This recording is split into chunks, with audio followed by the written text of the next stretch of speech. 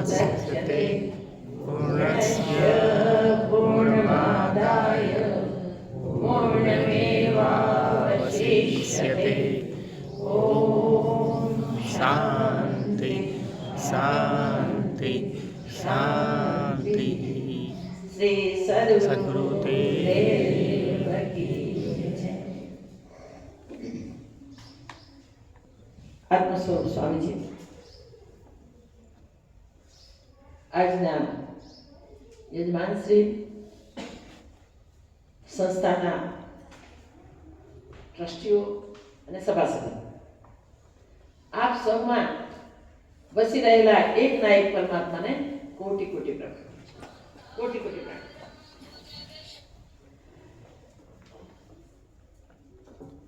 બ્રહ્મ વસે સારા જીવમાં, આખા વિશ્વમાં બ્રહ્મ વસી રહ્યો છે.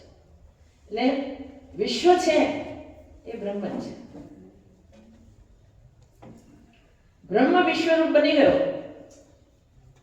તો પછી જ્યારે જે પાત્રને જોઈએ એ પાત્રમાં એક જ છે, એક જ વિકસિત છે.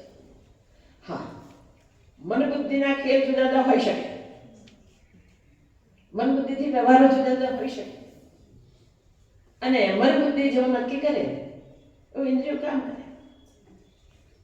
પણ એમાં બંધાય જીવાત્મા, એમાં બંધાય જીવાત્મા. જો એની સાથે કરતા પણ કરે તો તમે તો બધા વેદાંતના અભ્યાસી છો એટલે આ વિશે તમને બધાને ખબર જ છે. પણ સત્સંગ એટલે શું? સતનો ભેગા મળીને સત્સંગ કરીએ, વાર્તાલાપ કરીએ, ચિંતન કરીએ, મનન કરીએ અને પછી નિધિધ્યાસન ઘેર જઈને કરીએ. સત્સંગનો જે લાભ છે એ નિધિધ્યાસનમાં છે. તો આપણા તો મેઇન બેઝ છે સર્વખિલ વિદમ બ્રહ્મ. આખો વિશ્વ બ્રહ્મ છે, એનાથી ભિન્ન અન્ય કંઈ છે જ નહીં, બન્યું જ નથી ત્રણેય કાળમાં. ના ભૂતકાળમાં કંઈ બન્યું હતું, ના ભવિષ્યમાં કંઈ બનનાર છે, ના આજે કંઈ છે તે એક બ્રહ્મ સત્તા. પ્રલયકાળના અંતે જ્યારે સર્વની ઉત્પત્તિ થઈ ત્યારે કશું જ નહોતું, પણ હતું કોણ? બ્રહ્મ. અને એમાંથી આ વિશ્વ ઊભું થયું. તો કોઈ ફેક્ટરી આટલી બધી જોઈને એટલે રસ્તા બધી વિચાર આવે કે આ બધી ફેક્ટરીઓ રો મટીરિયલ ચાલે ખરી? ના ચાલે, કોઈ ના ચાલે. પછી એ ફેક્ટરી ચલાવનાર માલિક છે અને એની સાથે જે બધા કારીગરો કે એન્જિનિયરો જે કંઈ હશે એ બધા ના હોય તો થાય કા? એ રો મટીરિયલ અને કરતા નિર્માતા બનાવતા આ બેની વાત તો થઈ ગઈ, આપણે સમજીએ છીએ. પ્રોડક્શન ચાલુ થયું, પણ પ્રોડક્શન જે આવ્યું તે શું એ જાણવું પડે. જુદી જુદી ફેક્ટરીમાં જુદા જુદા પ્રોડક્શન ચાલે, પણ આ તો માલિક એક, રો મટીરિયલ પોતે અને બનાવનાર પણ પોતે. બનનાર, બનાવનાર અને રો મટીરિયલ બધું જ પોતે. અને વેદાંતની પરિભાષામાં કહીએ તો અભિન્ન નિમિત્ત ઉપાદાન કારણ. તમને ખબર છે હવે અભિન્ન છે કોણ? જે આ જગત દેખાય છે, જે બની રહ્યું છે, સૂક્ષ્માતિ સૂક્ષ્મ ત્રણથી સૂક્ષ્મ સૂક્ષ્મ જંતુથી મહાકાય પ્રાણી સુધી જળ ચેતન ચરાચર વિશ્વ બધું જ પોતે પોતે બને છે. એમાં સુમેરુ જેવા પાડો પણ આવી જાય, સાથે સમુદ્ર આવી જાય, દુનિયાને ઘેરીને બેઠા છે બધા, બધા જળચર આવી જાય, બધા ભૂચર જમીન પર વસનાર આવી જાય, બધા ખગચર આવી જાય, આકાશમાં વસનાર બધા જ આવી જાય. પણ યાદ એ રાખીએ કે પોતે જ પોતે આ બધું બની ગયો હોય તો આપણે એને ઓળખવો પડે. જે આપણને પાર ઉતારે છે, જે આપણને પૂર્ણ સ્વરૂપનું દાન કરે છે, જે મેળવવા માટે આપણને મનુષ્ય જન્મ પ્રાપ્ત થયો છે. આપણે બધા નસીબદાર છીએ કંઈક થોડાક પુણ્ય વધારે કર્યા છે બીજા કરતા, બીજી યુનિયન જીવો કરતા, કે જેથી ઈશ્વરે આપણી પર કૃપા કરી અને આપણને મનુષ્ય તન આપે. ઈશ્વર કોઈ દિવસ પક્ષપાત કરે ના કરે. બ્રહ્મમાં પક્ષપાત હોય જ નહીં. એટલે એને કોઈને મનુષ્ય બનાવ્યા, કોઈને વાઘ ચિંતા સર્પાદિક બનાવ્યા, કોઈને પશુ પક્ષી આદિ બનાવ્યા, કેટલા પ્રકારના જીવો. 84 લક્ષ આપણે બોલીએ છીએ કારણ કે શાસ્ત્રોમાં વાંચીએ છીએ એટલે, પણ કોને જોયા 84 લક્ષ? પણ ઘણા બધા જન્મો તો જોયા છે, ઘણા બધા પ્રાણીઓ જોયા છે, ઘણા બધા જીવો જોયા છે. એ બધામાં વસના પણ પોતે ને પોતે જીવ ક્યારેક મનુષ્યોમાં ભૂલો પડ્યા તો બીજી ન બગડે. 84 લક્ષનું ચક્કર કાપવું જ પડે, કાપવું જ પડે, કાપવું જ પડે. એમાં છૂટકો જ ભૂલ્યા તો પણ ભગવાને મનુષ્ય જન્મ એક જ ઉદ્દેશથી આપ્યો છે કે મનુષ્ય બને અને જો પોતાના વાસ્તવિક સ્વરૂપને જાણવા માટે અભ્યાસ કરે અને સર્વ બ્રહ્મનો નિશ્ચય કરી બધામાં બ્રહ્મ ભાવ કરી વ્યવહાર કરે તો એ બ્રહ્મ જ છે, બનવાનું નથી. ઈશ્વરે આપણને કંઈ આપવાનો નથી, આપણે છીએ જ બ્રહ્મ. આટલો એક નિશ્ચય કરવા માટે આપણે ગોથા કાઢીએ છીએ અને જગતની ઉલઝનોમાં ફસાઈએ છીએ.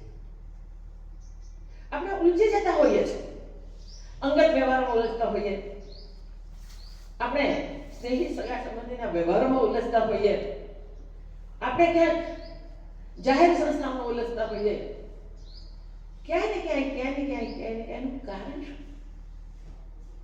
મનુષ્ય જન્મ મળ્યો છે બ્રહ્મ સાક્ષાત્કાર માટે, બ્રહ્મનો અનુભવ કરવા માટે. બ્રહ્મનો અનુભવ એટલે પોતાનો અનુભવ, પોતાનો અનુભવ કરવા માટે પરમાત્માએ આપણને એનું સમરૂપ આપવા માટે, એનું પોતાનું સ્વરૂપ આપવા માટે મનુષ્ય તન આપ્યું. હવે એ જો પરમાત્માનો ઉદ્દેશ હોય આપણી પાસે, આવી અપેક્ષા આપણી પાસે હોય અને આપણને મોંઘામાં મોંઘો સર્વોત્તમ મનુષ્ય શરીર આપી દીધું હોય, મનુષ્ય જન્મ આપ્યો હોય, તો આપણે આપેલી વાદા પણ પૂરી કરવી પડે ને. આપણે ભગવાનને કોલ કરીને આવે છે, હે પ્રભુ આ ગર્ભવાસની યાત્રામાંથી છોડ. એટલે ગર્ભવાસની યાત્રા દૂર ભરેલી છે, ચાલે દૂર ભરેલી. નહીં તો આવો આપણે કહીએ ને, આવું પ્રોમિસ ભગવાનને આપણને જરૂર, પણ તો છોડ બ્રહ્મને છોડ, હું તને નહીં બોલું. આપણે કોલ છે, હું તને નહીં બોલું. પણ આપણે કેટલી વાર ભૂલી જઈએ છીએ. આપણે પોતાની જ યાત્રા જોવી, આપણું જીવન જોવું. આ જીવન ગાથા સૌની પોતાની છે, કોઈ એક વ્યક્તિને નથી, પોતાની છે. આપણે આપણું જીવન જુઓ. સવારે ઉઠ્યા ત્યાંથી રાત્રે સુઈ ગયા ત્યાં સુધી કેટલી વાર ભૂલી ગયા? ગણતરી રોજ કરવી આપણે. અને સુતી વખતે ભગવાનનું નામ લેતા લેતા અથવા તો બ્રહ્મ સ્વરૂપની સ્મૃતિ જગાવીને બ્રહ્મમય નિદ્રા પસાર કરી તો સવારે પાછું એનું ચાલુ થાય. પણ રાત્રે હિસાબો જ કર્યા હોય રાત્રે. સવારમાં શું આવે? નફાને નુકસાન જ જોતા હોઈએ આપણે. આ ચાલતું હોય. એવા કેટલા વર્ષો વીત્યા હોય. કોઈના 5 ગયા, કોઈના 25 ગયા, કોઈના 50 ગયા, કોઈના 100 મળ્યા હોય તો 100 જતા રહે અને બીજી યોજના જવું પડે. આ વસ્તુ સામે આપણે લક્ષ્ય દેવાની જરૂર છે, વિચારવાની જરૂર છે, ગંભીર થવાની જરૂર છે. અને આપણે એક જ કાર્ય કરવાનું છે, બીજું કંઈ કરવાનું નથી. પ્રાકૃત વ્યવહાર જે સામે આપણા પ્રારબ્ધ યોગે આવે છે, જે કંઈ વ્યવહાર રોજબરોજનો આપણી સામે આવે છે એ આપણા પૂર્વ પ્રારબ્ધ પ્રમાણે આવે છે. અને પૂર્વ પ્રારબ્ધ પ્રમાણે વ્યવહાર આવે એ સ્વાભાવિક થઈ જાય, શું વાંધો? પણ આપણે નથી કરતા સ્વાભાવિક. હું કરું છું કે હું મોટો એવો જોડાયેલો છે બધે કે આપણને છોડતો નથી, કે હું આપણને છોડતો નથી. અને એને કારણે એ વ્યવહારમાં કરતા પણ કરીએ છીએ. પણ વ્યવહાર ભગવત અર્પણ કરીને કર્યો શું વાંધો છે? એના ફાયદા કેટલા છે? સવારે ઉઠતા જ આપણે આપણને સમર્પિત કરી દેવા છે. જો સમર્પિત થઈ ગયા તો આપણા વ્યવહારને સંભાળવાની ચિંતા નહીં. દ્વૈત ભાવમાં છે, શરીરમાં છીએ એટલે શરીર છૂટી જાય ત્યાં તો વાત જુદી છે કે કર્યું હશે તો તેના ભેગી અભળી જઈશું, પણ નહીં કર્યું હોય તો હિસાબ ત્યાં અદર હિસાબ છે, એટલે તો નહીં થાય.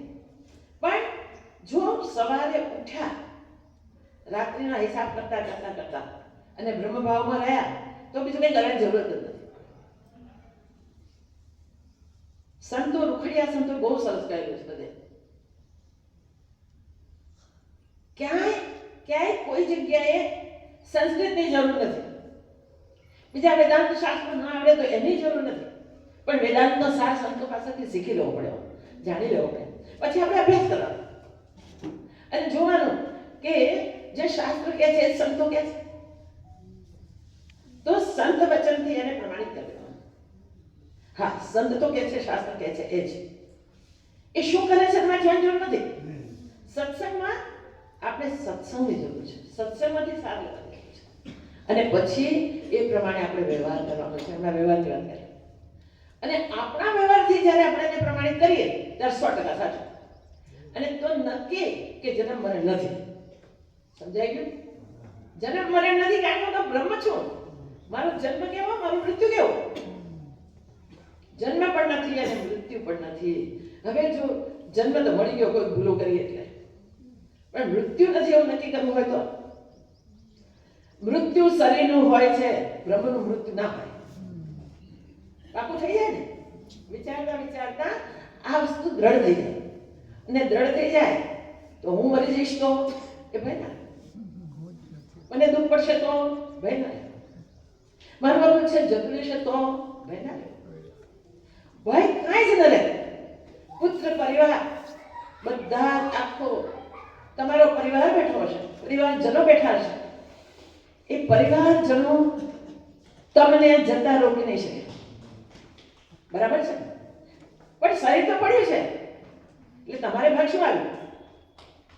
આપણે ભાગે પડેલું મૃત્યુ આવ્યું, એને સંસ્કાર કરવાના આવે. સંસ્કાર પાછળ વાળા કરશે, ચાલો પાછળ વાળા સંસ્કાર કરશે, પણ જનારો ગયો ક્યાં? જે ઘર જાઉં હું આ પછી એ ઘર જીવતા જ જુઓ ભાઈ. આપણે તૈયારી એવી હોવી જોઈએ કે મારે ક્યાં જવાનું છે એ જીવતા જાણી લો. અહીંયા તો જ્યાં જવાનું છે પ્રારબ્ધ નાખેલ છે, જ્યાં રહીએ છીએ પ્રારબ્ધ અનુસાર મળે છે. કદાચ ક્યાંય જવાનું થશે તો પ્રારબ્ધ અનુસાર મળશે. નિસ્ફિકર થઈને મનુષ્ય ભગવાનનું ભજન કરી લેવું.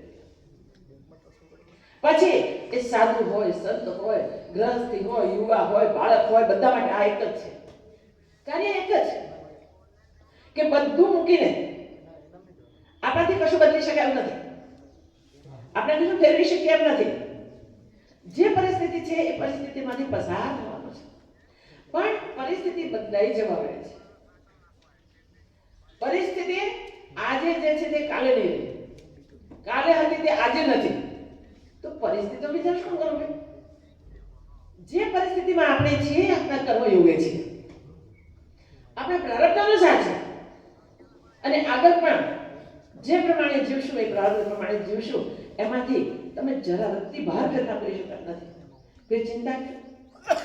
फिकर शो? फिकर की ठाकी करे उसका नाम फकीर. અને ફકીરી લીધા વગર પૂર્ણતા મળે નથી. એનો અર્થ તમે છોડી ભાગી દો. ફકીરીનો અર્થ એ નથી બધું છોડીને ભાગી દો. ક્યાંય પણ જોડાય છે કરતાપણા ભોગતાપણાથી એ ત્યજી દેવાનું છે, એ છોડી દેવાનું છે. અને જ્યારે કરતાપણું અને ભોગતાપણું થયું ત્યારે વ્યવહાર પણ થયો. પ્રકૃતિના સાધનો મન, બુદ્ધિ, ઇન્દ્રિય બધું પ્રકૃતિના સાધન છે, એના દ્વારા કાર્ય થયું. તો એ તમારા ઠાળે ક્યાં આવ્યું? તમે શુદ્ધ ચિદાનંદ બ્રહ્મ છો. આને મૂકીને હસતા હસતા નીકળી જશો. શરીરને જે ભોગવવાનું હશે અંતિમ શ્વાસ સુધી એ શરીરે ભોગવવાનું છે તમારે નહીં. એટલે સંતો મહાત્માઓને જુઓ ને તો આપણને ખ્યાલ આવે, વાહ, જે મહાપુરુષો છે, જે બ્રહ્મમાં રમણ કરે છે, એના અંતિમ સમય જોવાનો સમય મળે હોય કોઈને તો ખ્યાલ આવે કે કેટલી મસ્તી. અમે 4 ધામની યાત્રાએ ગયા હતા, ઘણા વર્ષો વાત કરું છું. ત્યાં ઋષિકોશથી થોડા ગંગા તટતા એક મહાત્મા હતા. પહેલા એકવાર દર્શન કરેલા મેં ગઈ અને એમનો ખૂબ પ્રેમ મળ્યો. પછી ત્યાં પહોંચ્યા એટલે યાદ આવ્યું અમે 100-110 જણા હતા. એટલે મેં કહ્યું મસ્તરામ બાબા જગ્યા આટલામાં કેમ છે? એટલે ગાડીઓ રોકી દો અને આપણે શોધી જગ્યા શોધી કાઢી અને ગયા ત્યારે એમના શિષ્યો બહાર ઝૂંપડીની બહાર બેઠા હતા. બાબાજી ઝૂંપડીમાં સૂતા હતા. અંદરથી જે ઓમકારનો ધ્વનિ આવતો હતો ને એ દૂરથી સંભળાતો હતો. એટલે પેલા લોકો કહ્યું માતાજી તમે આવ્યા છો દૂરથી, અમે આપણે જાણીએ છીએ, પણ બાબાજી હવે ના પાડી છે કે ઝૂંપડી કોઈ ખોલવાની નહીં, મને કોઈ ડિસ્ટર્બ કરવાનું નહીં. બહુ સરસ ખાલી દરવાજો આડો છે, ચારે બાજુ દેખાય છે, પણ સરખા દર્શન નથી થતા. મને દર્શન કરવા ખોલી નાખ. ખોલી થોડીક વાત તો થાય. પછી એમણે હાથ ઊંચો કર્યો. આંખો બંધ હતી, એમણે હાથ ઊંચો કર્યો. પછી મને આમ કર્યું કે હું ગઈ. ખૂબ પ્રસન્ન મુદ્દા બોલે કઈ, ખૂબ પ્રસન્ન મુદ્દા. પછી મારું પ્રભુ દર્શન માટે આવી છે. મારી સાથે 100 જણા છે. એટલે જો આપની અનુમતિ હોય તો કોઈ ડિસ્ટર્બન્સ કર્યા વગર આપના દર્શન કરી અને ધન્ય થશે. આવા એક કરતા 110 જણા હતા. બધા દર્શન કર્યા અને બધા નીકળી ગયા અને બાપજી શાંત રીતે સ્વસ્થ રીતે પાછી આંખ બંધ કરી દીધી. એ જે સમય જોવા મળે ને એ બહુ ભાગ્યવાનોને મળે છે, બધાને નથી મળતો. એમના શિષ્ય પણ બહાર હતા, ઝૂંપડી બંધ હતી. મસ્તરામ બાબા તમે કોઈ ઓળખતા હશો. એ બાબા ગંગા કિનારે રહેતા હતા, પણ ગંગામાં રહેતા હતા. છેલ્લી અવસ્થામાં ગંગા કિનારે ઝૂંપડીમાં સૂતા હતા. એમને છેલ્લો સમય હતો અને પહેલા ગંગામાં રહેતા હતા. બાળપણમાં ઘરથી નીકળી ગયા. પછી પેલા આશ્રમોમાંથી લઈને ખાવાનું હોય. એમને વિચાર આવ્યો કે ખવડાવનારાને એમ તો થશે કે આવું પઠ્ઠા જેવો છે અને ખાવા આવે છે. ખબર નહીં શું ભાવ જાગ્યો. અમે બંધ કીધું આશ્રમો જવાનું. ગંગા તટ પર જઈને બેસી ગયા. માં તારા જળ સિવાય મારે કાંઈ એવું નથી. અને કેટલા વર્ષો સુધી જળ પર રહ્યા. વચ્ચેના સમયમાં એક નાની બાલિકા આવી, થાળ પીરસે લઈ સોનાના પાત્રો બધા. બાબાજી प्रसाद लीजिए। माँ मुझे तो गैया गौ मैया खिलाती है पिलाती है, मेरा जीवन स्वस्थ है, मुझे इसकी जरूरत नहीं है, इसलिए आप जाइए। सोना पात्र હોય, ભગમોતી મીઠાઈઓ હોય, સુગંધ જમણ હોય અને ઘણા સમયના લાંબા ઉપવાસ હોય, છતાં પણ હાથ જોડીને હાથ કર્યો। ત્યાં गंगा मैया ये कहूँ ये तो गंगा मैया था, आज तुम्हें प्रसाद लेना है। समझी गया माँ खुद આવી ગઈ છે, પોતાના હાથથી જમાડ્યા અને પછી એ પાત્ર આપ્યા। આ પાત્ર આપને માટે છે, રાખો। માના આપેલા માને અર્પણ કરીને ગંગામાં ભાવ દીધા। સ્વર્ણના પાત્ર આ સંત વિશે તમને ખબર હશે, અને ન હોય તો પૂછજો કોઈકને, મળી રહેશે, હજુ સ્થાન છે એમ। એ માત્ર ગંગાની વચ્ચે એક નાનકડો સ્ટોર હતો, એની પર બેસતા હતા। ભક્તો બહુ કે ગંગામાં પૂર આવે આવે બાપજી આપ પધારો બહાર આવે, સરસ મજાના આસન બનાવી દઈએ। શિયાળો આવે એટલે એમાંથી નીચે વરા જેવું બનાવી દીધું હતું ભક્તોએ, રેતી ખસી દે ખાલી, બીજું કંઈ નહીં। ક્યારેય ગંગાએ ગમે તેવા પૂર આવે છે એ રેતી ગુફામાં જવા નથી દીધી. બાપજી કડવાની વાત તો પછી છે. બાપજી ઠંડી ખૂબ હોય ત્યારે ભક્તોના આગળને કાઢી ચેટાનની ઉપર આવી બેસે, નહીં તો પેલા અંદર બેસે. આખી જિંદગી આ રીતે બ્રહ્મ ભાવમાં રહ્યા. એમની નાભીમાંથી ઓમકાર એટલો મધુર ચાલે, એટલો મધુર ચાલે. છેલ્લે અમે જે દર્શન કર્યા એ ઓમકાર કદાચ મને ઉચ્ચાર કરતા ના આવે. મોં બંધ અને ઉચ્ચાર આવે જોરથી, સૌ સાંભળે. અમે કલાક બેઠા સાંભળ્યું, પછી અમે ગયા. પણ ત્યારે મેં બધાને કહ્યું કે જુઓ ભાઈ, આ સ્થિતિ માત્ર બાબાની મને એવું નહીં, આપણે સૌની બની શકે છે. પુરુષાર્થ જરૂરી છે.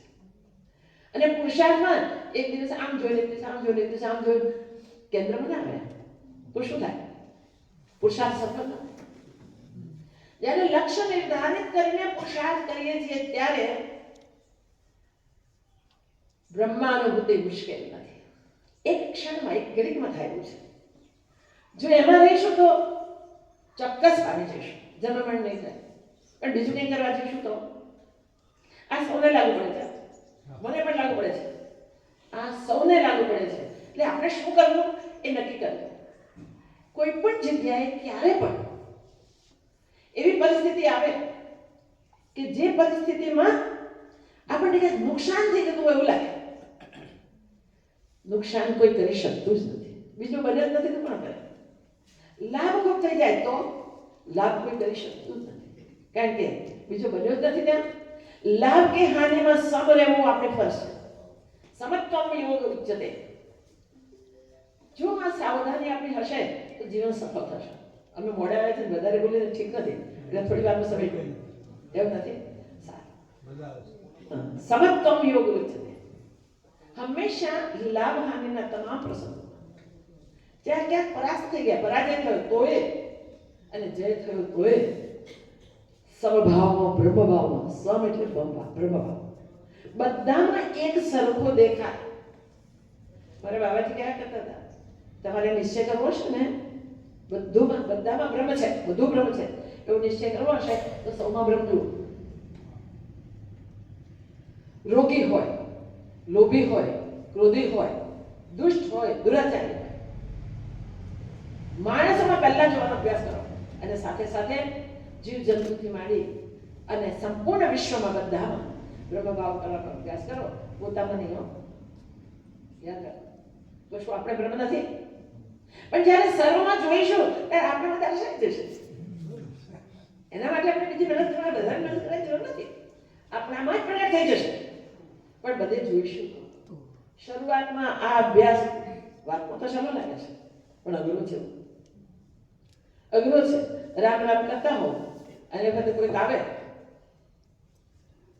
શત્રુ ભાવ જો થઈ જાય તો સમજ તો ના રહે. કોઈ પ્રશંસા કરતા વાહ વાહ તમે કામ કરો, તમે કામ, ત્યારે પણ આપણે ભૂલાઈ ગયા અને ભૂલી ગયા બ્રહ્મભાવ. આવી પરિસ્થિતિ હંમેશા બદલાતી રહેતી હોય છે. પરિસ્થિતિ બદલાવા વાળી છે, પણ હું અબદલ આત્મા છું એ નિશ્ચય બનાવી રાખવાનો છે. જેનો નિશ્ચય છે એ પરિસ્થિતિથી ચલિત થતો નથી. અને નિશ્ચય કરવા માટે પરિસ્થિતિ બદલાય તો ભલે બદલાય, દ્રષ્ટિ ન બદલાય ને સાવધાની રાખવાની. દ્રષ્ટિ બદલાય તો ગયા આપણે. વ્યવહારિક સત્તામાં આપણને આ બધું સાચું લાગે છે. તમને સત્તા મને તો ખબર છે, પારમાર્થિક સત્તા, પ્રાતિભાષિક સત્તા અને વ્યવહારિક સત્તા. પ્રાતિભાષિક તો આપણે શાસ્ત્રોમાં ખૂબ સાંભળ્યું છે, વાંચ્યું છે અને સાંભળ્યું પણ છે બધા પાસેથી. તો એ સ્વપ્નો છે, પણ સ્વપ્નમાંથી સ્વપ્ન તૂટે એટલે આપણે જાગૃત થઈએ છીએ અને પછી તરત ખબર પડે છે, ઓહ આ તો ઊંઘમાં આવ્યું, ઊંઘમાં પૂરું થયું, ચાલો હવે જાગી ગયા. કોઈ સમજદાર વ્યક્તિ આવું વિચાર કરે. નહીં તો બીજી વ્યક્તિ શું કરે, કોઈ દુઃખદ સ્વપ્ન આવ્યું તો બીજા પાસે લડવા દે, મેં તો આવું સ્વપ્ન આવ્યું છે, આવું નહીં થાય ને. કંઈક માલામાલ થઈ ગયા હોય કહેવા ના જાય, પણ વિચારે આ માલ મને મળશે ક્યારે, પ્રેક્ટિકલ ક્યારે મળશે એ તો વિચાર, થોડી કહેવા નહીં જાય. પણ દુઃખ આવ્યું તો રોવા જશે. પણ ભાઈ પ્રાતિભાષિક છે, સ્વપ્નો છે, એ ખોખલું છે, તરત ખબર પડે છે, જાગ્યા એની સાથે ગયું. પણ આ વ્યવહારિક સત્તામાં એવું જલ્દી થતું અને લાભ હાનિમાં આપણે તણાઈ દઈએ છીએ. આપણો વ્યવહાર તો અટ થાય છે. લાભ અને હાનિમાં આપણે ખેંચાઈ જઈએ છીએ અને મેં કર્યું, મારા માટે આને કર્યું, હું તુંના ભેદ ચાલુ થઈ ગયા. એ હું તુંના ભેદમાં આપણે બંધાઈ ગયા આપણા જ વિચારોથી, આપણા જ કર્મોથી. વિચાર પ્રમાણે કર્મ કરીએ છીએ. મન સંકલ્પ વિકલ્પ તો બધાની ફરિયાદ એક જ કરે છે, મન શાંત નથી થતું. ધ્યાનમાં બેસે છે તે દોડે છે. ભાઈ મન શાંત ન થાય કારણ કે આપણે વ્યવહારને એને શાંત કરવાની કોશિશ નથી કરતા.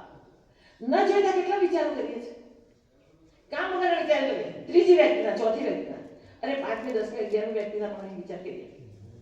એકલા હોઈએ, કોઈની સાથે કરાવે તો વાત જુદી હતી, પણ એકલા હોઈએ અને આને આવું કરીને હું હોત તો આવું કરતા કર્યું કર્મ, અને પછી બુદ્ધિ વિચારે કે આવું જ કરવું જોઈએ. હા, અને બુદ્ધિ કહ્યું, ઇન્દ્રિયો અમલમાં મૂક્યું અને આપણે કર્મ ફસાણા એટલે ફરી જન્મ થાય. પુનર્જન્મ સંભવિત છે જ આપણા વ્યવહારથી. એની જગ્યાએ આપણો વ્યવહાર બ્રહ્મ ભાવમાં હોય તો સર્વ બ્રહ્મનો નિશ્ચય એક જ કરો અને સર્વરૂપે આપણે સમર્પિત થઈ જવું. ભાઈ મનુષ્ય તનમાં આવ્યા છે, તમે કૃપા કરીને આપી છે, પણ ક્યાંક ચલિત ન થાવ એના માટે મારું ધ્યાન રાખજો. ત્યાં સુધી દ્વૈત બનાવવાનો છે. મારું ધ્યાન રાખજો પ્રભુ, હું સાવધાન રહીશ. આપણે સાવધાની છોડવાની નથી, પણ છતાંય ક્યાંક ભૂલ થઈ ગઈ, ક્યાંક આવેશમાં થઈ ગઈ, ક્યાંક એક્સિડન્ટમાં થઈ ગઈ, કોઈક વાર સંજોગ આવી ગયા થઈ ગઈ. આપણે ન કર્યું હોય અને આપણી પર આક્ષેપ આવે થઈ ગઈ ભૂલ, ત્યારે પણ ભૂલ થઈ જાય. આપણે મેં નથી કર્યું, મને કહે છે. આવી ઘણી ભૂલો આપણે કરતા હોઈએ છીએ. ગણવા બેસીએ ને તો દિવસ પૂરો થાય. આપણે પોતાની ભૂલ, બીજાની ભૂલ જોવાની જ જરૂર નથી. અને જો સાવધાન થઈ ગયા અને એકે વખતે હર્ષના પ્રસંગે, શોકના પ્રસંગે, ભયના પ્રસંગે કંઈ પણ હોય ત્યારે બ્રહ્મ સિવાય કંઈ બન્યું જ નથી. બ્રહ્મ બ્રહ્મ બ્રહ્મ બ્રહ્મ બ્રહ્મ સર્વબ્રહ્મ એક પરમાત્મા પોતાના જ વિસ્તારથી પોતે પોતામાં વિલસી રહ્યો છે. પોતામાંથી પોતે વિસ્તાર કર્યો અને પોતે પોતે એમાં રમી રહ્યો છે. તો એને કંઈક ખેલ કરવા હોય, માયા ઊભી કરે, ખેલ કરવા ભલે કરે, એમાં એનું કામ મારે જ જોવાનું. એ ભાવે પણ પ્રત્યેક વ્યવહાર, કોઈનો પણ વ્યવહાર આપણી સામે આવે ત્યારે આપણે બ્રહ્મ દ્રષ્ટિથી વ્યક્તિને જોઈએ, એના વ્યવહારથી નહીં. ઇન્દ્રિયાધિક તથા વ્યવહારો એ બધા જૂઠા છે, મન બુદ્ધિના ખેલ છે, એમાં જોડાવાય નહીં. મન વિચારે ત્યાં સુધી હજુ ઠીક છે, બુદ્ધિ સારો વિવેક કરવા માટે શરૂઆત કરે તો ઠીક છે, પણ બુદ્ધિ સારો જ નિશ્ચય કરશે, સાચો જ વિવેક કરશે, સત્ય અસત્યનો એવું આપણે માની લઈશું કે આપણી બુદ્ધિ પર ભરોસો કરાય એમ નથી. જો આપણે આપણી બુદ્ધિ પર ભરોસો ન કરી શકતા હોઈએ તો કોની પર ભરોસો કરવો? કોઈને પર નહીં. આ અંગ ઉપાંગ સહિત દેખાતા કોઈ પણ જીવ હોય, કોઈ પણ પદાર્થ જગતના હોય, જડ ચેતન બધામાં એક બ્રહ્મ ભાવ કરવાનો છે. આપણને આવો પાઠ એને ચેતન કેવી રીતે જોવું? ઝાડ એને ચેતન કેવી રીતે? ના ભાઈ, સ્વીકાર. બુદ્ધિથી સમજાશે, શાસ્ત્રોના અભ્યાસથી સમજાશે, પણ સ્વીકારવામાં તરત સ્વીકારાઈ જશે. એટલે ત્યાં એમ કહ્યું છે કે શાસ્ત્રાદિકની પણ ત્યાં જરૂર નથી. જો તમે એકવાર સ્વીકારી લીધું તો, પણ આપણે સ્વીકારી નહીં તો શાસ્ત્રોનો અભ્યાસ અવશ્ય કરવો પડશે. શાસ્ત્રો દ્વારાથી આપણે માહિતી લેવી પડશે. સંતો પાસે જઈને સત્સંગ સાંભળીને એ બરાબર છે કે કેમ એની ખબર પડી જાય આપણને. શાસ્ત્ર આમ જ કહે છે અને સ્વામીજીની વાત શાસ્ત્ર સંમત છે. આ બે વસ્તુનો સ્વીકાર થાય પછી આપણે એ પ્રમાણે વ્યવહાર કરવો. અને વ્યવહાર કરતા અનુભવમાં અનુભવ આખરી હોય છે. પહોંચી ગયા તો પછી કંઈ કહેવાની જરૂર નથી. આ સાચા તો ખોટા રહેતા જ નથી, કોઈ છે જ નહીં તો કહે. સદાય આ અભ્યાસ કરતા કરતા સમજણા થયા ત્યાંથી આપણો મનુષ્ય જન્મ સફળ કરવાની કોશિશ કરશો તો અવશ્ય સફળ થઈશું. અને એનાથી કોઈ કેટલાક સંપ્રદાયોમાં એમ કહે છે કે તમે અમારે ત્યાં આવો ને અને તમને મારા ભાલો કરી દઈશું, સુખી સુખી કરી દઈશું, સ્વર્ગમાં પહોંચાડી દઈશું. લો, ત્યાં આપણે સમજવાનું કે આ બુદ્ધિ વાપરી છે, આ શાસ્ત્ર સંમત વાત નથી. તો ત્યાં ન કહેવાય, ત્યાં ભટકાવાય નહીં. એ પણ વિવેક કરવાનો. એવું નથી કે આંધળો ક્યાં કરવાના. ત્યાં પણ વિવેક કરવાનો. પણ કોઈ મહાપુરુષ આપણને બ્રહ્મ સત્ય જગત મિથ્યાનો બોધ કરે તો બોધ સ્વીકારી લેવાનો. પછી આ માતાજી આવી બધી વાતો કરે પણ તો આવા જ છે એ જોઈ તમારું કામ નથી ભાઈ, જોશે જોરદાર. એમના માટે ન્યાય કરનાર એક જ છે જે આપણા માટે છે, એ જ ન્યાય કરશે. આપણે જોવા જરૂર નથી. જેનો જેવો વ્યવહાર તેવું તેને ભોગવવાનું છે. પાતાળમાં બેસી જાવ ને તો એ છોડે એમ નથી, કે આકાશમાં ઉડી જાવ તો આપણે બેસી શકીએ એમ નથી. કોઈ સંજોગમાં કરતાપણાથી કરેલા કર્મથી છૂટાતું નથી. અકર્તા ભાવમાં આવી, અભોગતા ભાવમાં આવીને સર્વબ્રહ્મ દ્રષ્ટિથી જો વ્યવહાર કરીશું તો મનુષ્ય જન્મ સફળ થશે. મનુષ્ય તન માત્ર ને માત્ર પરમાત્માના સાક્ષાત્કાર માટે જ આપવામાં આવે છે. અને જે જીવાત્માઓને એમાં મોકલવામાં આવે છે મનુષ્ય તનમાં, એની પાસે આ એક જ અપેક્ષા છે, જીવ મટીને ઈશ્વર બને, નર મટી નારાયણ બને. તો એ જે અપેક્ષા છે, એ અપેક્ષા, એ સંકલ્પ સમસ્ત સૃષ્ટિમાં રહેતા સર્વ જીવો માટે છે. પણ એમાંથી અપવાદ મનુષ્ય છે કે મનુષ્ય કરી શકશે, પૂર્ણતા સુધી પહોંચી શકશે, બીજા જીવો નહીં પહોંચી શકે. તો આપણને આવું મોટો રૂડો અવસર મળ્યો છે, માલા માલ થઈ એમ છે અને લાભ હાનિ જીવનમાં આવે એમ જ નથી. પછી મોજ કરો ને, જીવન મુક્તિની મોજ શરૂ થશે. એથી વ્યવહાર સગળા ચાલશે, સગળા વ્યવહાર ચાલશે, કોઈ વ્યવહાર બગડશે નહીં. આપણાથી ભૂલ થાય વ્યવહાર બગડે એ બની શકે, પણ એકવાર બ્રહ્માનુભૂતિમાં ગયા ને પ્રારબ્ધ શેષ છે તો શેષ પ્રારબ્ધમાં એ બ્રહ્માનુભૂતિમાં જ રહેવાશે. દેહને કદાચ અરે આગની વર્ષા થાય તો શું થઈ ગયું, શસ્ત્રોના પ્રહાર થાય તો શું થઈ ગયું, યાદ રાખે કે એ બધું શરીર સાથે છે. શરીર શું છે? જળ. જળ છે એનો નિશ્ચય છે, એમ નહીં પડ્યો રહે છે, જઈ શકતું નથી. અને પડ્યો રહે છે એની ક્રિયા બીજા કરવી પડે છે. તો સત્ય નથી, સત્ય નથી એના માટે આપણે લડીએ છીએ. એનું શું થશે એની ચિંતા કરીએ છીએ. અને જે સત્ય છે એને ઓળખવાની પરવા નથી કરતા. અને કંઈક જાગ્યા છે, ઓળખવો છે, પણ પરિસ્થિતિમાં વહી જઈએ છીએ. ભાઈ પરિસ્થિતિ બદલાય, તમે ના બદલાવો. પરિસ્થિતિ તો બદલવાની જ છે. આપણે આગલા જન્મમાં જે કંઈ કર્મો કર્યા છે એ કર્મોમાં જે કંઈ લખાયેલું છે કે આ જીવન પર આટલો આ સમય કર્યો છે અને એનું પક્વ ફળ આ સમય થાય છે, તો સમય આવશે, બધું એક સાથે નહીં આવે. એમ ઈશ્વર દયાળુ છે, એક સાથે આવે તો કોઈ ટકી જ નથી.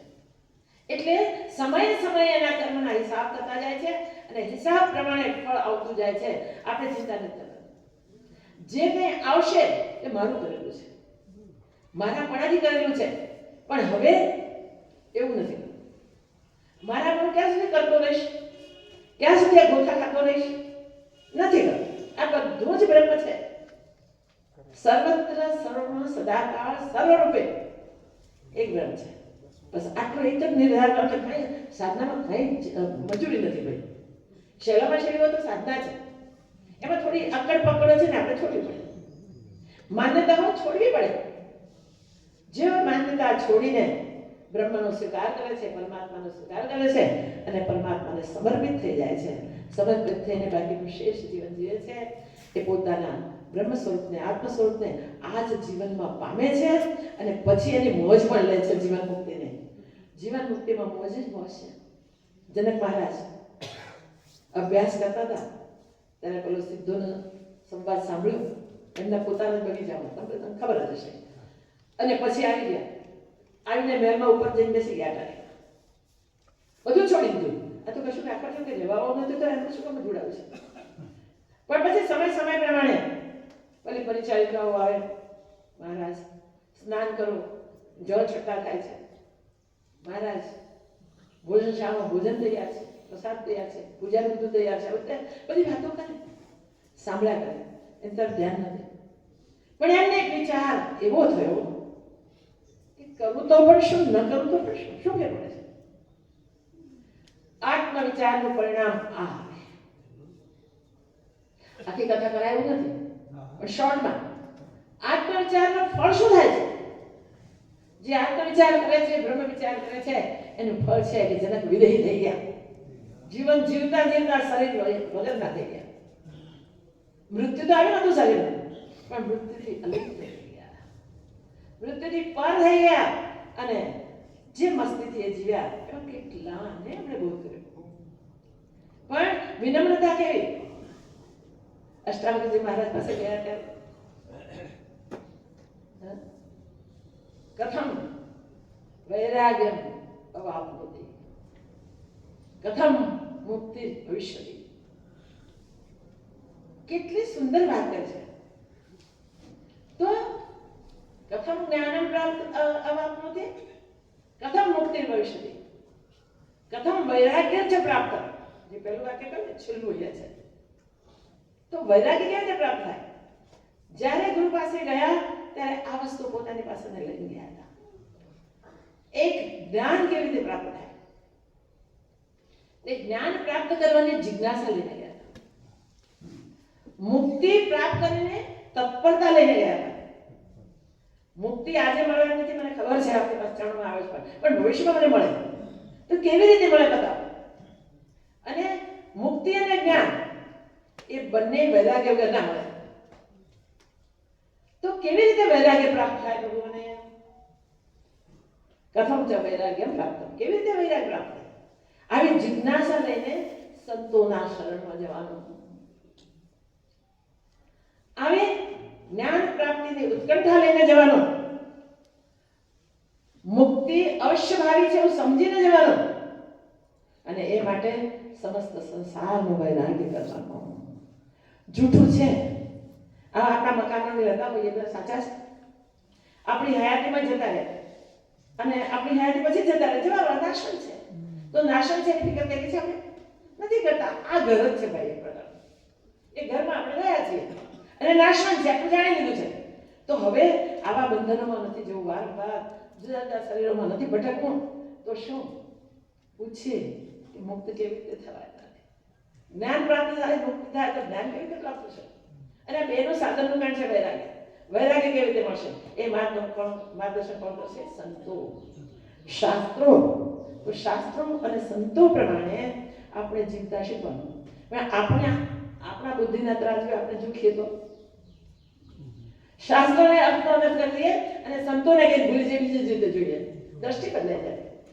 વ્યવહારિક સત્તા તદ્દન જૂઠી છે, આ યાદ રાખો. માયા મૂલે નહીં, માયા છે જ નહીં, મૂળમાં નથી. તો આ માયાવી સંસારને જોઈને એને સાચું કેવી રીતે કહેવું? કોઈ પણ ઘટના એમાં છે એને સત્ય માનીને કેમ ચાલવું? રાગ દ્વેષ આપણને થઈ જશે. રાગ દ્વેષ કામ ક્રોધ મદ મોહ મત્સર આ નહીં છૂટે ને એક દંડુ વાળો નહીં ચલાય. એટલે વૈરાગ્ય પ્રબળ બનાવી સ્મરણ કરી. કળિયુગ છે, કળિયુગમાં સ્મરણ ખૂબ મોટું સાધન છે, સારું સાધન છે. કશું ના હરતા પડતા કામ કરતા સ્મરણ તો થઈ શકે. નિરાંતના સમયે શાસ્ત્રનો અભ્યાસ કરી પ્રશ્ન ઉઠે ત્યારે સંતો મહાપુરુષો ગુરુજનો પાસે જઈને એનું સમાધાન કરવું, અને સમાધાન પછી સાચું નિધિધ્યાસન શરૂ થાય. નિધિધ્યાસન એટલે શાસ્ત્રોની વાત વાગોળે કરવી એમ નહીં, પણ શાસ્ત્રોની વાતને જીવવી. સાચું નિધિધ્યાસન આ છે. આપણા જીવનમાં એને જીવવા માંડી જઈએ તો અવશ્ય મેળ જય છે ભાઈ, જરૂર સફળ થઈ જઈશું. ફરી જન્મ મરણમાં જવું પડે, ફરી આ દુઃખો નહીં સેવા પડે, ફરી રાગ દ્વેષમાં ફસાવું નહીં પડે, ફરી આ જૂઠો આ સાચોને આવું કરે છે તેવું કરે છે આપણે જોવું નહીં પડે. કેટલું સરસ. તો જીવન સફળ થવાની આ ચાવીઓ છે ભાઈ. અને જો એ ચાવીમાંથી એક પણ ચાવી અજમાવી લીધી ને બાકી ઓટોમેટિક છે. તિજોરીની એકની ચાવી ખોલો એટલે અંદર જે ખાના હોય એ ભલે લોકમાં અંદર જ પડ્યો ચાવી, એમાંથી મળી જાય એ લઈ લેવાની, ખોલી નાખે, કામ થઈ જાય. એટલા માટે કરીએ. મને એક શુભ સમાચાર મળ્યા કે આજે આજની જનરલ સભામાં તમે બધાએ ખૂબ પ્રેમથી ખૂબ સરસ રીતે કોઈ શુભ નિર્ણય લીધો છે. નિર્ણય તો સામાન્ય સભામાં તો બધા નિર્ણય લેવાય ને, તમે એક સુંદર શુભ નિર્ણય લીધો છે અને એ બધા સૌને ધન્યવાદ. વિશેષ મને ખબર નથી કે શું નિર્ણય છે શું છે, કારણ કે મેં તો એજન્ડા જોયું. મેં એજન્ડા જોઈને સ્વામીજી બહુ આગ્રહ કર્યો તો માં આવજો ને બધા સત્સંગ સાંભળવાની ઈચ્છા છે. એમાં હું સારું છે એમને કહ્યું સારું આવીશ, પણ મારે પ્રોબ્લેમ થાય. પ્રોબ્લેમ એવો થાય તેમ ના કહી શકાય એવો ડ્રાઈવર રજા લીધો પછી હવે યશભાઈ મને લઈને આવે એની વાઈફ માની ગઈ જો આજે કઈ મોટું કઈ તો ખુલ્લું કઈ સાધના કાલ લોકો ઓપન હોવા જોઈએ પછી તપાસ કરી કે કોણ આવશે ત્યાં આ સુનિલભાઈ હતો એ બહુ બીજી માણસ એને ફોન કર્યો મેં તો આવી ગયા સુમિત જે કરતો પડતો કે આવી મારે જવાનું છે અને દોડીને આવી ગયો એટલે હું તમારી વચ્ચે આવી છું આ બધી પણ ઈશ્વરની મરજી પ્રમાણે થતું હોય છે કોઈને કોઈ કારણસર થતું હોય છે જે કંઈ થાય એ સારા માટે જ છે આવો નિર્ણય કરવાનો નિશ્ચય કરવાનો બધા કંઈક માં મોડું થયું છે શું થશે પણ કાંઈ નથી બધા મળતા આવશે આનંદ થશે દર્શનનો લાભ થશે બ્રહ્મદર્શન થાય એટલે બ્રહ્મદર્શનનો લાભ થયો તમે આટલા વેશ થયા રાહ જોઈ એ બધા તમને બધાને ધન્યવાદ અને સર્વબ્રહ્મનો નિશ્ચય કરજો સૌથી પહેલો શ્લોક મારા સત્સંગમાં તો માર્ક કરવું છે હું પૂર્ણ બધા એક જ શ્લોક બોલું છું બોલતી નથી બ્રહ્મદર્શન કરીને હું શરૂ કરું છું એ પૂર્ણ બધા શ્લોક એટલા માટે બોલું છું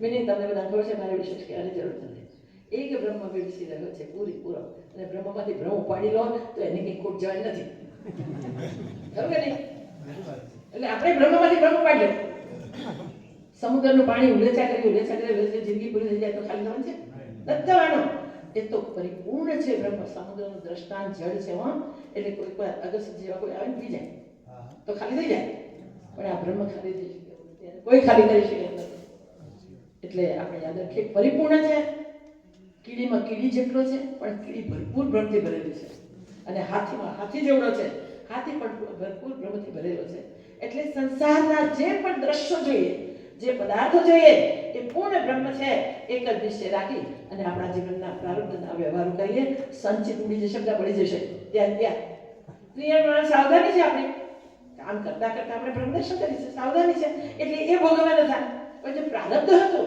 એમાં જો આવો અભ્યાસ કરતા હોય ને તો મંદ પ્રારબ્ધ સુધી ઘટે પણ તીવ્ર તર પ્રારબ્ધ જે છે એ તીર્થ ક્ષેત્રે કૃતમ પાપમ વજ્રલેપમ ભવિષ્યતિ જો તીર્થ ક્ષેત્રમાં બેઠા હોઈએ ગયા હોઈએ દર્શન કરતા હોઈએ અને એ વખતે કોઈ પાપ કરે વજ્રલેપમ ભવિષ્યતિ જ્ઞાન થઈ જાય તો છૂટું નથી આપણે નથી કર્યું પણ જ્યાં સુધી દેહનો પ્રારંભ છે ત્યાં સુધી કોઈ ભોગવવાનું થાય છે એટલે આપણે સાવધાન રહીએ આપણે ક્યારેય કોઈ કર્મ એવું ન કરીએ કે આપણે પાછળથી પસ્તાવો થાય ભોગવવું ભારે પડે એવું ક્યારેય કોઈ કર્મ ન થાય આપણાથી એટલી સાવધાની રાખી બ્રહ્મ અભ્યાસ કરીએ ભગવાન સૌને શક્તિ આપે સામર્થ્ય આપે અને કૃપા પણ બનાવી રાખે કે જેથી જે અભ્યાસ છે એ બધા બ્રહ્મ ભાવમાં સ્થિર થઈ બ્રહ્મ સ્વરૂપને પામે સૌનું કલ્યાણ થાવ જય હો મંગલ